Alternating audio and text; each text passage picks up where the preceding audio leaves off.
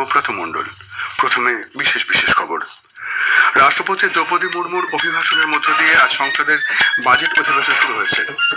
পরে সম্প্রতি প্রয়াত প্রাক্তন সদস্যদের প্রয়াণে উভয় সভায় দিনের মতো মুলতবি। প্রধানমন্ত্রী নরেন্দ্র মোদী বলেছেন যে এনসিসি এমন একটি আন্দোলন যা ভারতের যুব সমাজকে আত্মবিশ্বাসী, সুশৃঙ্খল এবং জাতির প্রতি নিবেদিত প্রাণ নাগরিক হিসেবে গড়ে তোলে। মহারাষ্ট্রের পুনে জেলায় আজ এক বিমান দুর্ঘটনায় রাজ্যের উপমুখ্যমন্ত্রী অজিত পাওয়ার প্রাণ হারিয়েছেন। রাষ্ট্রপতি, প্রধানমন্ত্রী এবং লোকসভার অধ্যক্ষ শ্রী পাওয়ারের মৃত্যুতে গভীর শোক প্রকাশ করেছেন। 2025 সালের ডিসেম্বরে ভারতের শিল্প উৎপাদন 7.8% বৃদ্ধি পেয়েছে। গত 2 বছরে এই বৃদ্ধি সর্বোচ্চ। বিশাখাপত্তনমে 5 ম্যাচের টি-20 সিরিজের চতুর্থ ম্যাচে ভারত আজ নিউজিল্যান্ডের মুখোমুখি হয়েছে। আসছে বিস্তারিত খবরে। রাষ্ট্রপতি দ্রৌপদী মুর্মুর অভিভাষণের মধ্য দিয়ে আজ সংসদের বাজেট অধিবেশন শুরু হয়েছে। ভাষণে রাষ্ট্রপতি বলেছেন, অপারেশন সিন্দুরের সময় গোটা বিশ্ব ভারতীয় প্রতিরক্ষা বাহিনীর শৌর্য ও সাহসিকতা প্রত্যক্ষ করেছে। নিজেদের ক্ষমতা ব্যবহার করে দেশ জঙ্গি ঘাঁটিগুলি উড়িয়ে দিয়েছে। ভারতের ওপর সন্ত্রাসবাদী হামলা হলে যে যোগ্য ও স্পষ্ট জবাব দেওয়া হবে অপারেশন সিন্দুরে, সে বার্তাই দিয়েছে সরকার। সিন্ধু জল চুক্তি স্থগিত করে দেওয়াও সন্ত্রাসবাদের বিরুদ্ধে ভারতের লড়াইয়ের একটি অস্ত্র। ऑपरेशन सिंदूर से विश्व ने भारतीय सेना का शौर्य और पराक्रम देखा। हमारे देश ने अपने संसाधनों के बल पर आतंकियों के अड्डे को ध्वस्त कर दिया है। मेरी सरकार ने कड़ा संदेश दिया है कि भारत पर किसी भी आतंकी हमले का जवाब दृढ़ और निर्णायक होगा। सिंधु जल समझौते को स्थगित किया जाना भी आतंकवाद के विरुद्ध हमारी लड़ाई का हिस्सा है।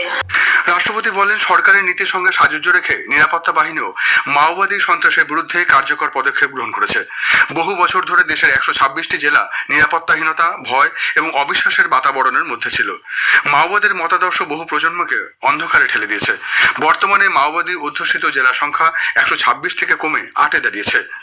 শ্রীমতী মুর্মু বলেন, বাবা সাহেব আম্বেদকর সর্বদা সামাজিক ন্যায় এবং সমতার উপর জোর দিয়েছিলেন। বর্তমান কেন্দ্রীয় সরকার সেই লক্ষ্যেই কাজ চালিয়ে যাচ্ছে। গত 1 দশকে 25 কোটি মানুষ দারিদ্র্য সীমার উপরে এসেছেন। সরকারের নিরন্তর প্রচেষ্টায় 95 কোটি ভারতবাসী এখন সামাজিক নিরাপত্তা পাচ্ছেন। আজকের ভাষণে রাষ্ট্রপতি বলেন, সরকারের সুদৃঢ় নীতি এবং উদ্যোগ দেশে কৃষি উৎপাদনের হারকে ত্বরান্বিত করেছে। খাদ্য এবং উদ্যান পালনের ক্ষেত্রে রেকর্ড উৎপাদন হয়েছে।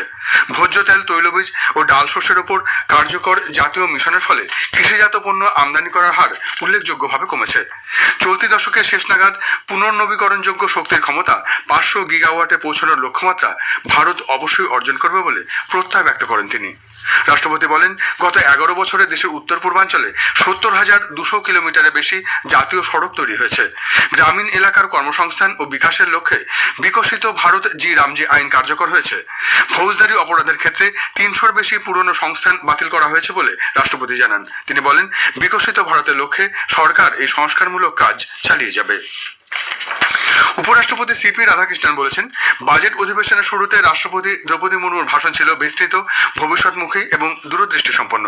সামাজিক মাধ্যমে এক বার্তায় উপরাষ্ট্রপতি বলেন, এই ভাষণে ভারতের উল্লেখযোগ্য অগ্রগতির স্পষ্ট প্রতিফলন ঘটেছে। তৈরি হয়েছে ভবিষ্যতের রূপরেখা।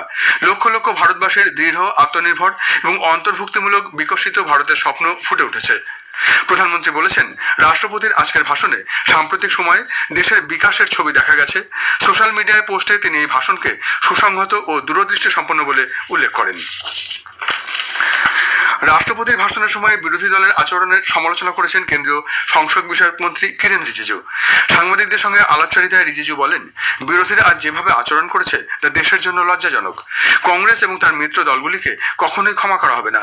মন্ত্রী বন্দে মাতরমের 150তম বার্ষিকী এবং বঙ্কিম চট্টোপাধ্যায়ের প্রতি শ্রদ্ধা নিবেদনের সময় বিরোধীদের হট্টগোলের কড়া সমালোচনা করেন। राष्ट्रपति जी ने जब दोनों सदन को एड्रेस कर रही थी, मेंबर ऑफ पार्लियामेंट ऐसे बिहेव कर सकते हैं क्या? वंदे मातरम का 150वीं गांठ वर्ष का और ऋषि बंकिम चंद्र चट्टोपाध्याय जी को जब श्रद्धांजलि दिया जा रहा था, पूरा विपक्ष के लोग हंगामा कर रहे हैं। देश शर्मिंदा है। देश कभी माफ नहीं करेंगे। প্রধানমন্ত্রী নরেন্দ্র মোদী বলেছেন, যে দেশের যুব সমাজ আজ দেশ প্রথম মানসিকতার প্রতি অঙ্গীকারের প্রতিরূপ। আজ নতুন দিল্লির কারিয়াপ্পা প্যারেড গ্রাউন্ডে বার্ষিক এনসিসি পিএম সমাবেশে ভাষণে তিনি বলেন, এনসিসি এমন একটি আন্দোলন যা ভারতের যুব সমাজকে আত্মবিশ্বাসী, সুশৃঙ্খল এবং জাতির প্রতি নিবেদিত প্রাণ নাগরিক হিসেবে গড়ে তোলে। বিশ্ব আজ ভারতের যুব সমাজকে অত্যন্ত আত্মবিশ্বাসের সঙ্গে দেখে। দেশ জুড়ে ক্যাডেট এবং অফিসারদের শুভেচ্ছা জানিয়ে শ্রী মোদী উল্লেখ করেন যে বছরের পর বছর ধরে সীমান্ত এবং উপকূলীয় অঞ্চল থেকে অংশগ্রহণ বৃদ্ধির সঙ্গে সঙ্গে এনসিসির শক্তি 14 থেকে 20 লক্ষেরও বেশি ক্যাডেটে পৌঁছেছে। প্রধানমন্ত্রী আনন্দের সঙ্গে বলেন যে এবছর মহিলা ক্যাডেটদের অংশগ্রহণ উল্লেখযোগ্যভাবে বৃদ্ধি পেয়েছে। बीते वर्षों में एनसीसी कैडेट्स की संख्या 14 लाख से बढ़कर 20 लाख हो चुकी है। खासकर हमारे बॉर्डर एरियाज में, कोस्टल एरियाज में एनसीसी कैडेट की संख्या में काफी वृद्धि हुई है। मेरे युवा साथियों, एनसीसी युवाओं का मंच है और इस मंच पर अपनी विरासत को भी गौरव के साथ जिया जाता है। সাম্প্রতিক ভারত ইউরোপীয় ইউনিয়ন মুক্ত বাণিজ্য চুক্তির কথা উল্লেখ করে শ্রী মোদী বলেন যে এই চুক্তি দেশের স্টার্টআপগুলিকে তহবিল এবং উদ্ভাবনী বাস্তুতন্ত্রের আওতায় নিয়ে আসার সঙ্গে সঙ্গে ভারতের সৃজনশীল অর্থনীতিকেও উৎসাহিত করবে। তিনি বলেন যে এর আগেও ওমান, নিউজিল্যান্ড, ব্রিটেন, সংযুক্ত আরব আমিরশাহী, অস্ট্রেলিয়া এবং মরিশাসের মতো দেশগুলির সঙ্গে বেশ কয়েকটি মুক্ত বাণিজ্য চুক্তি স্বাক্ষরিত হয়েছে। এই চুক্তিগুলি লক্ষ লক্ষ যুবকদের জন্য অগণিত সুযোগ তৈরি করবে। প্রধানমন্ত্রী বলেন যে অপারেশন সিন্দুর ভারতীয় বাহিনী এবং সশস্ত্র কর্মীদের শক্তি ও বীরত্ব প্রদর্শন করেছে। শ্রী মোদী বলেন যে বিকশিত ভারত কেবল অর্থনৈতিক সমৃদ্ধির মধ্যে সীমাবদ্ধ নয়। তিনি জাতীয় কর্তব্য পালনকে সর্বোচ্চ অগ্রাধিকার দেওয়ার জন্য নাগরিকদের আহ্বান জানান। খবর শুনছেন আকাশবাণী থেকে। মহারাষ্ট্রের পুনে জেলায় বারামতিতে আজ সকালে এক মর্মান্তিক বিমান দুর্ঘটনায় রাজ্যের উপমুখ্যমন্ত্রী অজিত পাওয়ার প্রাণ হারিয়েছেন। অসামরিক বিমান পরিবহন কর্তৃপক্ষ ডিজিসিএ জানিয়েছে এই দুর্ঘটনায় 5 জনের মৃত্যু হয়েছে। অজিত পাওয়ার পঞ্চায়েত সমিতি ও জেলা পরিষদের নির্বাচনে এক জনসভায় অংশ নিতে মুম্বাই থেকে বারামতি যাচ্ছিলেন। বিমানটি বারামতি বিমানবন্দরে অবতরণের সময় অদূরে একটি মাঠের মধ্যে ভেঙে পড়ে। ওই বিমানে মহারাষ্ট্রের উপমুখ্যমন্ত্রী, 2 নিরাপত্তা কর্মী ও 2 বিমান চালিকা ছিলেন। ডিজিসিএ জানিয়েছে এই দুর্ঘটনায় কেউই জীবিত নেই। পুলিশ সুপার সন্দীপ সিং গিল বলেছেন বিমানটি মারাত্মকভাবে ক্ষতিগ্রস্ত হয়েছে। দুর্ঘটনাস্থল থেকে 3টি দেহ উদ্ধার করে হাসপাতালে পাঠানো হয়েছে। তাদের দেহ এখনও আনুষ্ঠানিকভাবে চিহ্নিত করা যায়নি।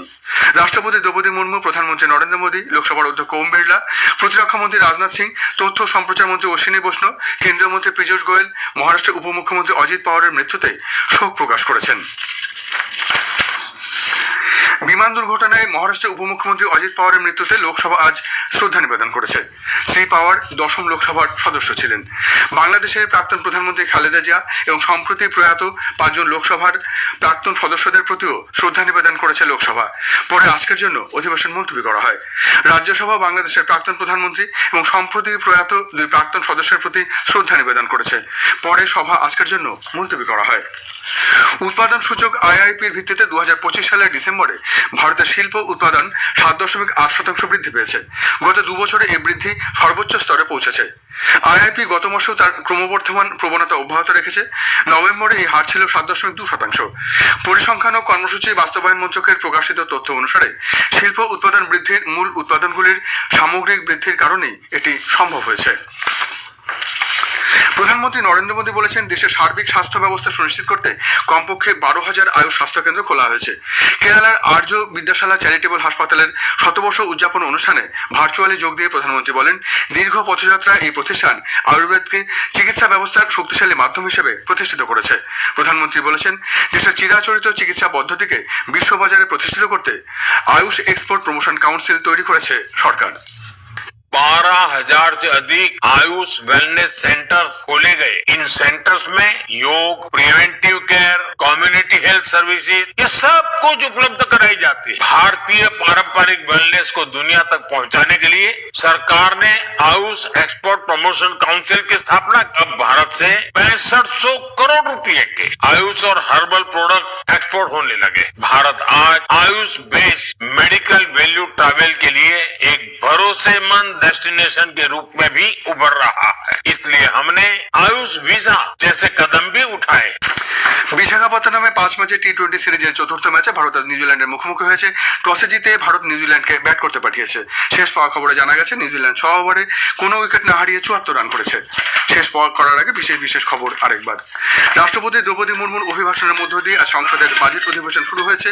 পরে সম্প্রতি প্রয়াত প্রাক্তন সদস্যদের প্রয়াণে উভয় সভা দিনের মতো মুলতবি। 2025 সালের ডিসেম্বরে ভারতের শিল্প উৎপাদন 7.8% বৃদ্ধি পেয়েছে। গত 2 বছরে এই বৃদ্ধি সর্বোচ্চ। খবর এখনকার মতো এই পর্যন্ত। এরপর 7:50 শুনুন স্থানীয় সংবাদ।